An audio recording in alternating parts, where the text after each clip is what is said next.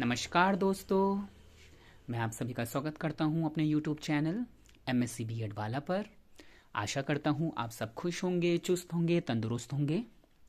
मैं आज फिर एक नए टॉपिक के साथ आप सभी के सामने हाजिर हूं और जैसे कि आप देख रहे होंगे मेरा आज का टॉपिक है लर्निंग एंड टीचिंग। तो इसके अंदर आने वाले सभी टॉपिक्स को हम धीरे धीरे करके पढ़ेंगे। तो चलो शुरू करते हैं। लर्निंग।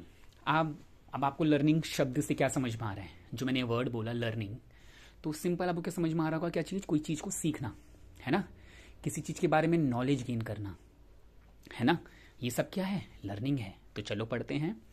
द एक्टिविटी और प्रोसेस ऑफ गेनिंग नॉलेज और skill by studying, practising, being taught और experiencing something. The activity of someone who learns.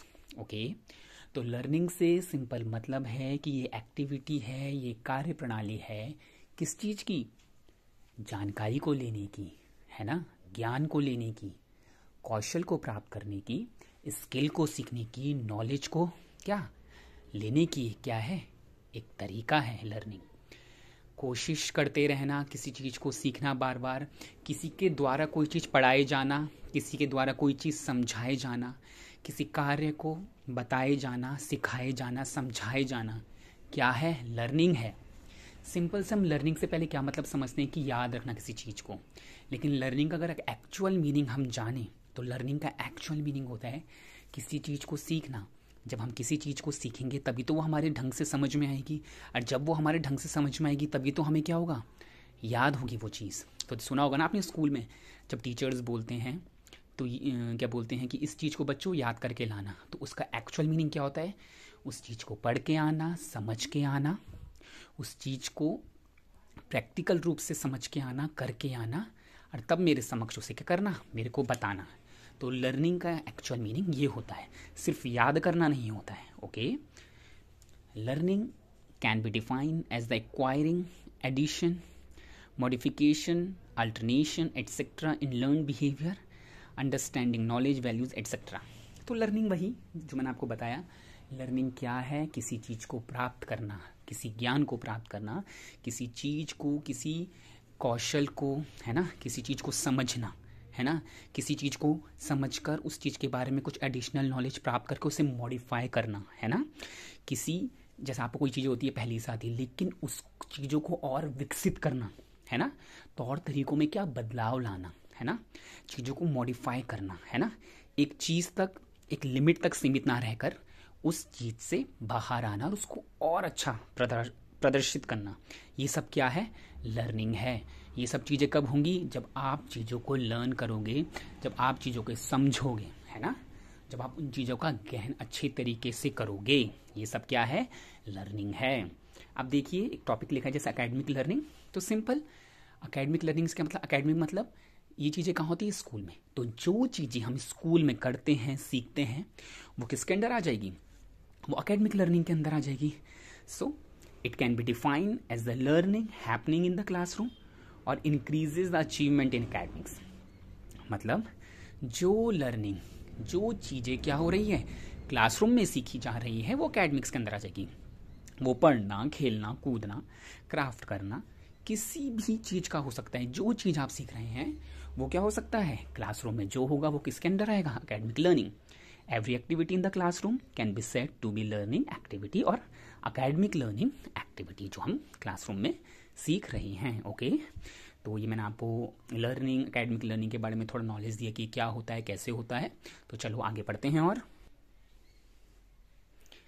acquiring knowledge and skills and having them readily available from memory so you can make sense of the future problems and opportunities।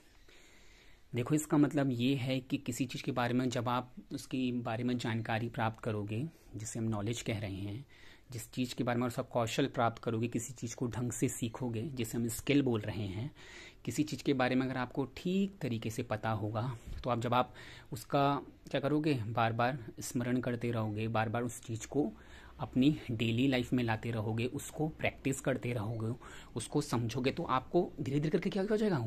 वो चीज़ आपके दिमाग में बैठ जाएंगी, एक तरीके से आपको क्या हो जाएगी? याद हो जाएंगी। तो जो आपकी आने वाले बोलते हैं ना कि फ्यूचर में कुछ काम करने को मिलेगा या कुछ होगा, तो आप पहले उन चीज़ों को सॉल्व करने लग जाओगे, मतलब आपको प्रॉब्लम नहीं होगी आगे चलकर।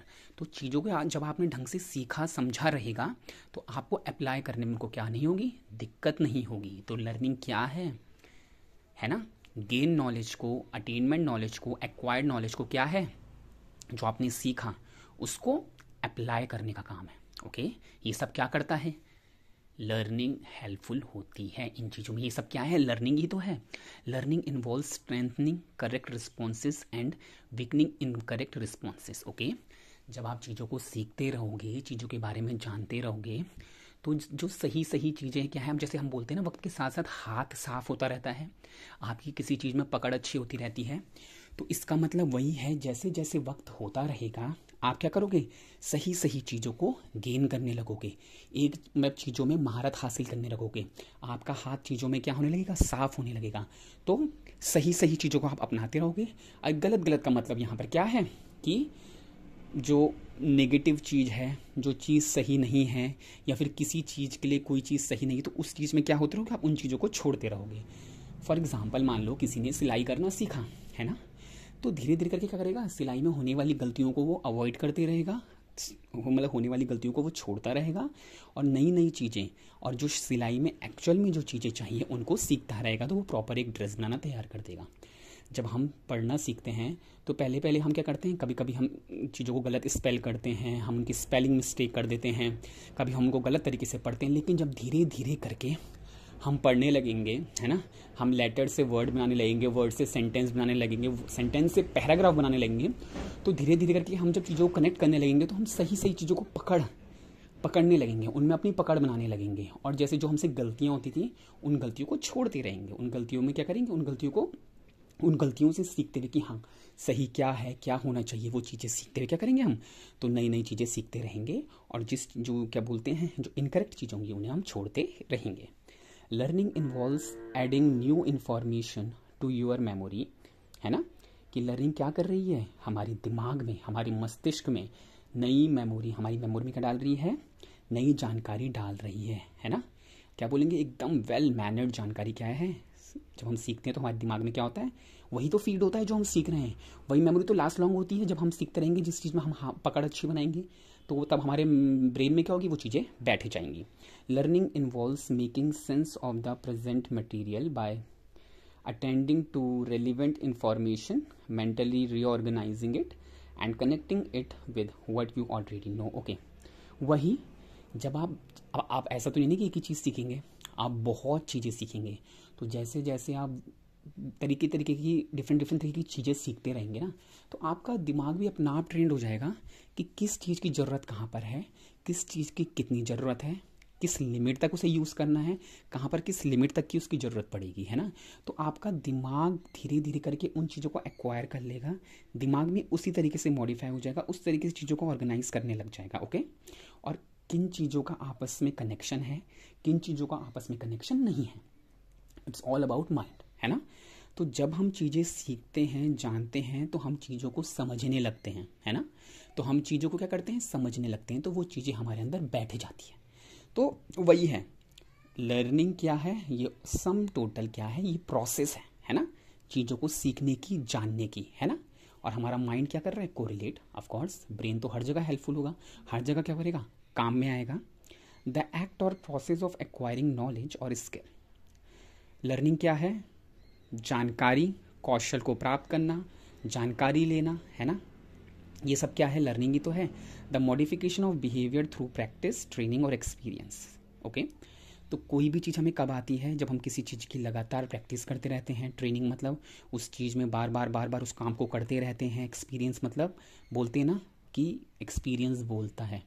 तो हमारी लर्निंग कब होती है मॉडिफाई, जब हम उस चीज़ को बार बार सीखते हैं, बार बार करते हैं, उस चीज़ में अपना क्या करते हैं, हाथ साफ करते हैं, तो हमारा डेफिनेटली क्या होता है, हमारा क्या बोलते हैं, वो काम अच्छा होता है, उस चीज़ में हमारी पकड़ अच्छी हो जाती है ना, हमारे बिहेवियर में वो चीज़ आ जाती है ना। और ये चीज़ें मॉडिफाई कब होंगी, जब हम चीज़ें सीखते रहेंगे, लगातार उसके बारे में जानेंगे, पढ़ेंगे, उसको बार बार करेंगे, तब हम क्या करेंगे, उस चीज़ में क्या करते हैं, महारत हासिल करते हैं। ओके। और आपने सुना होगा कि हम बोलते हैं कि वो बहुत एक्सपीरियंस बंदा है, वो बहुत एक्सपीरियंस बंदी है, वो बहुत एक्सपीरियंस टीचर है। क्यों बोलते हैं? क्योंकि उसने उस चीज़ को इतना सीख लिया है कि वो सबको सिखा सकता है और वो डायरेक्ट चीज़ों को बता सकता है। तो मैंने आपको क्या बोला कि जैसे क्या अनुभव बोलता है, तो वही बात है। अनुभव कब आएगा? जब आपकी लर्निंग ठीक प्रकार से होगी, एक वेल मैनर्ड में होगी, जिसमें प्रैक्टिस अच्छे से होगी, ट्रेनिंग प्रॉपर होगी और आप एक्सपीरियंस गेन करेंगे, है ना। तो हम क्या बोलेंगे? आपका अनुभव बोलता है। तो बोलते हैं ना हम लोगों की अनुभव कहता है, तो यही बात है। ओके। तो लर्निंग क्या हो जाती है? एकदम बाय हमारे खून में जम जाती है, मतलब एक तरीके से आप ये कह सकते हैं। It brings some modification in behaviour and once an individual learn new things it will last at least for some period of time. Okay. तो क्या होता है?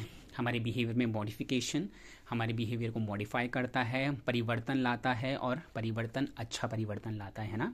और जब कोई एक व्यक्ति, कोई एक बच्चा, कोई एक लड़का लड़की, कोई भी है, जब नई चीज़ों को सीखता है, उन चीज़ों को गहन करता है, उन चीज़ों में अपना क्या पकड़ अच्छी बनाता है, तो वो कुछ समय के लिए क्या होती हैं?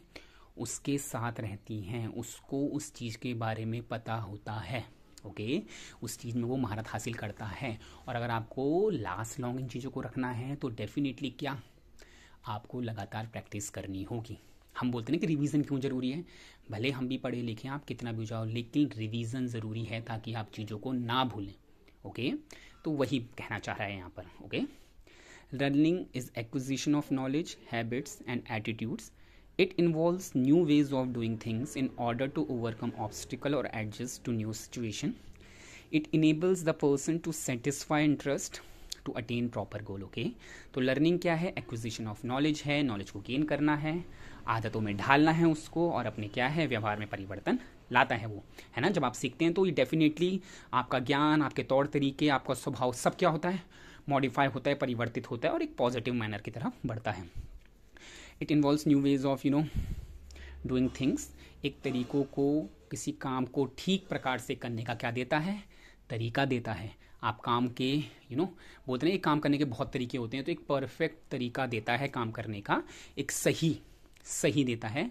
और जितने आपकी रास्ते में या फिर आपके काम करने में जो बाधाएं आती हैं वो नहीं आती। जब आप ठीक प्रकार से बार बार प्रैक्टिस करेंगे, चीज़ों को सीखेंगे, तो आपका काम ठीक होगा। जो हिंड्रेंस, जो ऑब्स्टिकल है ना, जो बाधाएं आती हैं वो नहीं आएंगी। सिचुएशन में आप ढल जाओगे।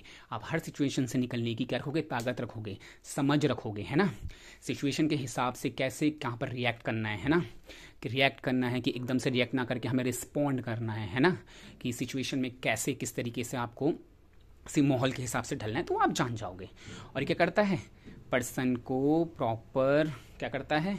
इंटरेस्ट उसका जगाता है। और डेफिनेटली इंटरेस्ट अच्छा रहेगा, काम अच्छा करोगे तो आप अपने गोल को अटेन डेफिनेटली करोगे।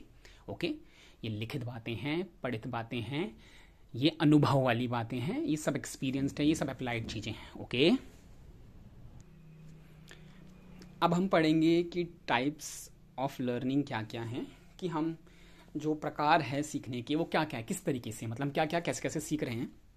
तो चलो अब उसके बारे में पढ़ते हैं।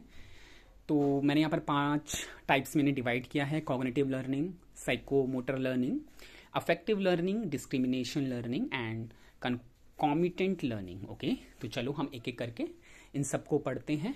तो पहला जो मैंने लिखा है वो लिखा है कॉग्निटिव लर्निंग।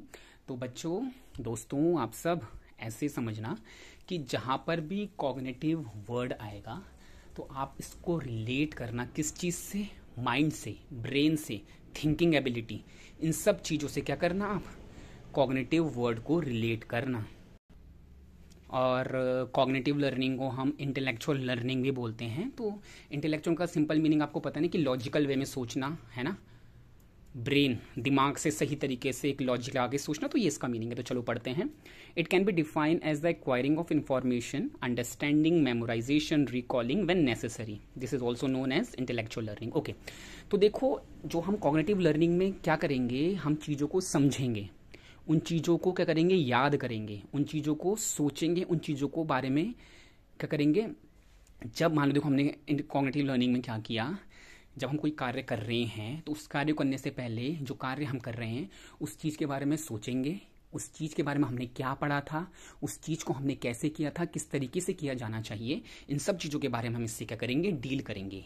तो कॉग्निटिव लर्निंग में खेल किसका है, दिमाग का है।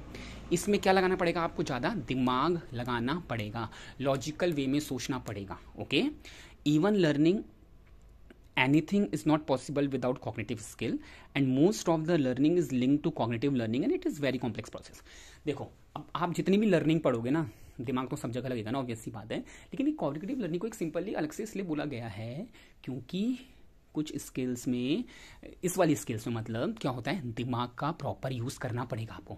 जैसे और चीज़ों में तो हम बोलेंगे ना आपको कि क्या बोलते हैं कि आपको हाथ से ये चीज़ करनी है, चल के वहाँ जाना है, ऐसे करना है, वैसे करना है। लेकिन कॉग्निटिव स्किल में क्या बोलेंगे, अगर आपसे कोई क्वेश्चन पूछा जा रहा है तो आप उसका जवाब दिमाग से दोगे ना, हाथों से तो इशारे नहीं करोगे या फिर आंखों से तो इशारे नहीं करोगे ना, आप उसका उस चीज़ों को याद करोगे, समझोगे और दिमाग में रिकॉल रिमेमोराइज करोगे कि मैंने क्या पढ़ा था, क्या इसके कॉन्सेप्ट थे, क्या थे, इस तरीके से मुझे जवाब देना है। तो कॉग्निटिव लर्निंग में ये चीज़ें आएंगी। ओके, और कोई भी लर्निंग, कोई अदर लर्निंग भी है, कॉग्निटिव लर्निंग के बिना कोई भी लर्निंग पॉसिबल नहीं है। ओके, कॉग्निटिव लर्निंग का रोल हर उसमें है, लेकिन वही है कि और चीज़ों में वो क्या करेगी, हम उसको अलग तरीके से करेंगे। और कॉग्निटिव लर्निंग में प्रॉपर खेल दिमाग का ही है, प्रॉपर सोचना, समझना, याद करने का ही है। ओके, तो ये था कॉग्निटिव लर्निंग।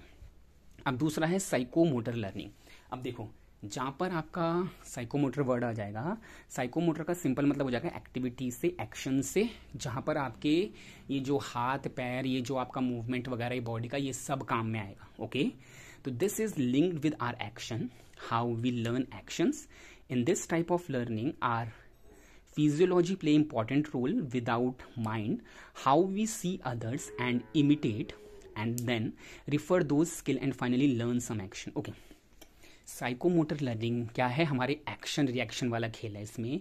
और क्या होगा, हम किस चीज़ को कैसे देख रहे हैं, समझ रहे हैं, कैसे हम उस चीज़ को प्रैक्टिकलिटी लाइफ में उतार रहे हैं। तो साइकोमोटर में क्या है, हम चीज़ों को देखो, अब सोच समझ तो हम दिमाग से रहे हैं, लेकिन जब उसे हमें रियल लाइफ में उतारना होगा, प्रैक्टिकलिटी में लाना होगा, तो हमें उसमें बॉडी पार्ट्स का यूज़ क्या होगा, करना पड़ेगा। हम चीज़ों को कैसे सीख रहे हैं, लेकिन अगर हमें उन्हें रियल लाइफ में काम करना है तो हमें हमारे हैंड, लेग्स, जो भी एक्टिविटी हमें करनी है, उन चीज़ का यूज़ करना क्या करना पड़ेगा, पढ़ना पड़ेगा। एक्शन रिएक्शन वाला खेल है। It's all about control and coordination. Control and coordination मतलब दिमाग का, जो दिमाग हमें रिएक्शन देगा, जो दिमाग हमें मैसेज देगा, उसको हम काम को कैसे कर रहे हैं, कंट्रोल एंड कोऑर्डिनेट ठीक प्रकार से करना है। एग्जाम्पल के तौर पर देखिए, riding a bicycle, swimming, playing any games etcetera. मतलब क्या है, अब देखो, जब हम साइकिल चलाना सीखेंगे, इट्स ऑल अबाउट क्या बोलते हैं, it's also related to cognitive. मतलब हमें दिमाग से तो सोचना है ना कि पैडल ऐसे मारना है, बैलेंस ऐसे बनाना है, हैंडल को सीध रखना है ना। लेकिन एक्शन कौन करेंगे, हमारे हाथ पैर तो करेंगे, बैलेंस किससे करेंगे हम उससे, है ना। क्या बोलते हैं, नर्व इम्पल्स वगैरह जानकारी तो दिमाग दे रहा है कि ऐसे करो वैसे करो, लेकिन करना कैसे है, करना किस चीज़ से, हाथ पैरों से, वो हमारे साइकोमोटर में आ रहा है ना। तो वही है, इसमें कंट्रोल और कोऑर्डिनेशन का बहुत बड़ा खेल है। This type of learning requires coordination between brain and body. दिमाग और बॉडी के बीच में क्या होगा, इसमें प्रॉपर कोऑर्डिनेशन, प्रॉपर रिलेशन ठीक प्रकार से रखना होगा। In institution we learn practical skills through this type of learning. Okay, तो जैसे मैंने आपको समझाया था कि साइकोमोटर में क्या था, कहा था मैंने कि प्रैक्टिकलिटी मैटर्स। इसमें क्या करेंगे, हम प्रैक्टिकल चीज़ों को करेंगे, चीज़ें अप्लाई कैसे करनी in this psychomotor things. In psychomotor learning we learn about क्या, activity, we learn about practical thing, applied है ना, कि अप्लाइड वो है, ये क्या फॉर्म है कि हमें कैसे, हाउ टू अप्लाई और how to maintain the balance between brain and body. Okay, now affective learning. तो जैसा आपको पता है, अफेक्टिव लर्निंग में क्या होता है, इमोशंस आ जाते हैं। तो this type of learning relates with that how we include emotion and feeling, how we value learning, likes and dislike in learning, some behaviour should be done और नॉट एटसेट्रा। ओके, तो देखो, affective learning में क्या होगा, भाव आएंगे, हमारी feelings आएंगी, हमारे इमोशंस आएंगे। भावनात्मक लर्निंग बोल सकते हैं आप एक तरीके से। कि अब देखो, आप जब कुछ चीज़ों को पढ़ते हैं, सीखते हैं, समझते हैं, दिमाग का खेल है ना, हमारे जो ये हाथ पैर का खेल है, लेकिन इन चीज़ों को हम ले कैसे रहे हैं, इन चीज़ों का हम पे इम्पैक्ट कैसे पड़ रहा है, क्या चीज़ हमें पसंद आ रही है, क्या चीज़ हमें पसंद नहीं आ रही है, क्या अच्छा है क्या बुरा है ना, कौन सी फीलिंग सही है कौन सी फीलिंग गलत है। ये किसके अंदर आएगा, अफेक्टिव लर्निंग के अंदर आएगा। क्या मुझे पसंद है, क्या उन्हें पसंद है, क्या नहीं पसंद है ना। ये सब क्या है, हमारा बिहेवियर, क्या चीज़ होनी चाहिए क्या चीज़ नहीं करनी चाहिए, किस चीज़ में मेरा इंटरेस्ट बढ़ रहा है किस चीज़ में मेरा इंटरेस्ट नहीं बढ़ रहा है। तो ये सब चीज़ें अफेक्टिव लर्निंग में आएगी। In this type of learning we receive, respond, value, organise and characterise, है ना, और इंटरनलाइज ऑफ इंफॉर्मेशन। इस वाली लर्निंग में, अफेक्टिव लर्निंग में हम क्या करते हैं, चीज़ों को सीखते हैं, चीज़ों को देखते हैं, उसको प्राप्त करते हैं, उसके बाद वो जो चीज़ है उसका रिस्पॉन्ड हम कैसा देते हैं, अच्छा देते हैं बुरा देते हैं, वो चीज़ हमें पसंद आ रही है नहीं आ रही है, उस चीज़ को वैल्यू करते हैं, ऑर्गेनाइज करते हैं प्रॉपर मैनर में, है ना, कैरेक्टराइज करते हैं, इंटरलाइज करते हैं इन्फॉर्मेशन को अपने तरीके से कि क्या चीज़ किस तरीके से होनी चाहिए। ये सब किस में आएगा, अफेक्टिव लर्निंग में आएगा। It's all about emotion, feeling, like dislike, है ना, ये क्या है, अफेक्टिव लर्निंग है। तो ये किस चीज़ के अंदर आएगा, अफेक्टिव लर्निंग के अंदर आएगा। अब दूसरा है discriminative learning. So this concept of learning was given by Robert M. Gagne, and he put this learning on 5th level before the concept learning in the hierarchical classification of types of learning. So in this learning he said that if the concept is clear, comparison and discrimination can be easy and same process can be accepted for other kinds of concept. Okay, discriminating learning में simple मतलब ये है, ये किसने दी है, गैगने ने दी है। Okay, और इसमें सिंपल मतलब क्या है कि अगर आपका किसी चीज़ को लेकर कॉन्सेप्ट क्लियर है, अगर आपको कोई चीज़ जैसे हम समझा रहे हैं ठीक प्रकार से आ गई है, तो उस चीज़ के बारे में आप कंपैरिजन और डिस्क्रिमिनेशन ठीक प्रकार से कर सकते हैं। मतलब किसी चीज़ को ठीक प्रकार से आपको आ गया है ना, तो आप बोलते हो ना किसी चीज़ का भेद विभेद ठीक प्रकार से कर सकते हो, उस चीज़ में क्या कैसे होना चाहिए किस तरीके से होना चाहिए वो चीज़ आप कर सकते हो। तो यही चीज़ आप और चीज़ों में भी अप्लाई कर सकते हो। अगर आपको कोई चीज़ ढंग से समझ में आ गई है तो उस चीज़ को डिवाइड करना, उस चीज़ को, है ना, उसको पार्ट में डिवाइड करना, उसको दूसरों के कंपैरिजन में वो कैसा है, क्या क्वालिटीज़ उसमें है क्या क्वालिटीज़ उसमें नहीं है, उसका भेद विभेद, है ना, उन दोनों में समानता असमानता, है ना, करना, वो आप समझ सकते हैं। अगर आपको एक चीज़ की प्रॉपर जानकारी है तो उसका और से कंपैरिजन और उसकी तुलना, किस प्रकार में और उसे ठीक है नहीं है और किस प्रकार से वो अपने में खुद से ठीक है, उस चीज़ को आप ठीक प्रकार से क्या है कर सकते हो। ये क्या है, डिस्क्रिमिनेटिव लर्निंग है कि किसी चीज़ का आना और उस चीज़ का आना, उस चीज़ की जानकारी होने पर आपका दूसरी चीज़ों पर रिएक्ट, मतलब कि आप उस चीज़ को, जैसे हम बोलते हैं कि ये एक चीज़ ऐसी है तो इससे मेल खाने वाली चीज़ें क्या हैं, इससे भिन्न चीज़ें क्या हैं, तो उस चीज़ को हम कर सकते हैं। लाइक्स डिसलाइक, उसके डिफरेंसेस, उसके सेमनेस, हम चीज़ों में क्या कर सकते हैं, कर सकते हैं। जैसे हम बोल सकते हैं कि मान लो एक गुड़ है, हम समझे गुड़ मीठा होता है, तो हम मीठे की कैटेगरी में बोल सकते हैं कि यार ये तो गुड़ जैसा, ये मीठा मीठा हो रहा है, और ये नमकीन है तो ये नमकीन जैसा हो रहा है, ये गुड़ से भिन्न है। तो एक तरीके से एग्जाम्पल दे रहा हूँ आपको, तो आप ये चीज़ समझ सकते हैं। अगर आप किसी चीज़ के बारे में जान गए हैं तो आप उसको व्यवस्थित तरीके से क्या कर सकते हैं, उसका भेद कर सकते हैं, मतलब ओके। और अब है कॉन्कॉमिटेंट लर्निंग, और इसको हम कोलेटरल लर्निंग भी बोलते हैं। तो इसमें क्या पढ़ेंगे हम, देखिए, this kind of learning can be defined as the basic instinct of human being that we also learn unconsciously through our environment. Okay, we learn attitude, value, like and dislike from our environment. For example, if the society near us is honest, loyal, supportive, we will be like them through unconsciously learning. So in classroom, other factors are also very important, how teacher behave with other student or other staff, or uses word. Okay, तो simple आप collateral learning में ये बोल सकते हैं, concomitant learning में ये बोल सकते हो कि जैसा समाज हमारा मतलब इन्वायरमेंट क्या बोलता है, हम किस इन्वायरमेंट में रहते हैं। इस लर्निंग में हम क्या समझेंगे, इस लर्निंग में हम समझेंगे कि जैसा बोओगे वैसा पाओगे वाला हिसाब है, जैसी करनी वैसा भरने वाला, मतलब हिसाब बोल सकता हूँ। जैसे कैसे कि बच्चा जिस माहौल में रहेगा उन चीज़ों को सीखने की उसकी प्रोबेबिलिटी क्या होती है, ज़्यादा होती है ना। जो चीज़ आप बच्चे को दिखाओगे बच्चा वही सीखेगा, लाइक, है ना, कि अगर आप बच्चे के इर्द गिर्द का माहौल अच्छा है, बच्चे के आसपास का जो इन्वायरमेंट है वो ठीक है, तो बच्चा भी उस माहौल में उस तरीके से ढलेगा, उसके बिहेवियर में उस तरीके की चीज़ें आएंगी। जैसे मैंने बोला है कि अगर ईमानदार लोग रहते हैं, शेयरिंग केयरिंग वाले लोग रहते हैं, प्यारे लोग रहते हैं, है ना, झगड़ने ना, जो झगड़ते नहीं हैं, कुछ नहीं है, प्यार से मिल बांट कर अच्छे से रहते हैं, उनको प्यार सिखाते हैं, हंसना खेलना सिखाते हैं, तो बच्चा उसी तरीके से ग्रो करेगा, है ना।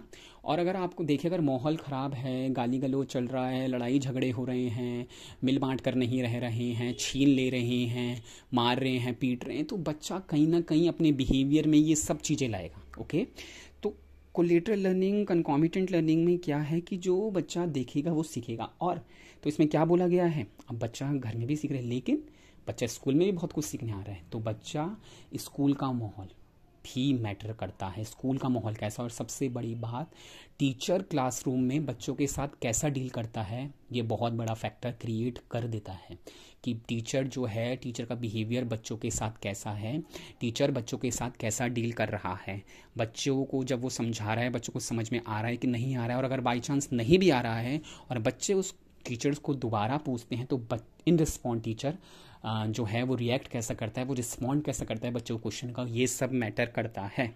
ओके, तो टीचर जैसे मैं हमेशा कहता हूँ कि बच्चे टीचर को as a pathfinder, as a guider, है ना, as a inspiration, as a role model मानते हैं। हम बोलेंगे टीचर भगवान नहीं है तो भगवान से कम भी नहीं है ना, ये बोल रहे हैं हम कि अगर टीचर भगवान नहीं है तो भगवान से कम भी नहीं है। तो बच्चे टीचर को एक सम टोटल एक पूरा पैकेज मानते हैं। तो वो चाहते हैं कि जो उनकी क्वेश्चनिंग है, जो उनकी प्रॉब्लम्स हैं, टीचर वो सॉल्व करे, है ना, क्योंकि बच्चा तो सीखने आया है ना। Teacher as compare to student काफ़ी एक्सपीरियंसड है, इसलिए वो टीचर हैं। तो टीचर का बिहेवियर मैटर करता है क्लासरूम में, वो कैसा है, वो बहुत बड़ा इम्पैक्ट डालता है एक माइंडसेट में, है ना। तो ये चीज़ें मैटर करती हैं।